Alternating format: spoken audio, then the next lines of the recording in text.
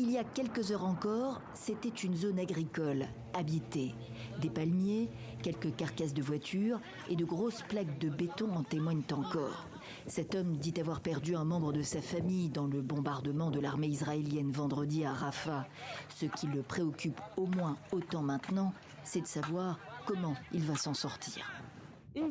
C'est complètement fou, c'est brutal. Je demande à l'ONU si elle peut accepter cela et les organisations des droits de l'homme.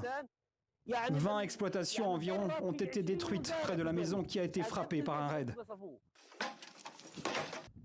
La communauté internationale doit nous aider à ouvrir les postes frontières et à faire entrer l'aide.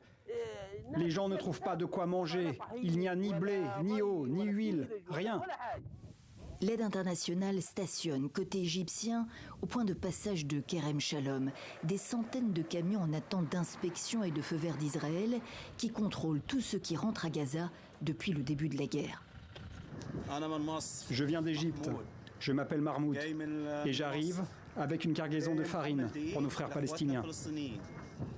10% seulement des besoins alimentaires des Palestiniens de l'enclave ont pu entrer dans Gaza depuis des semaines, affirment les agences onusiennes, laissant plus de 500 000 Palestiniens affamés.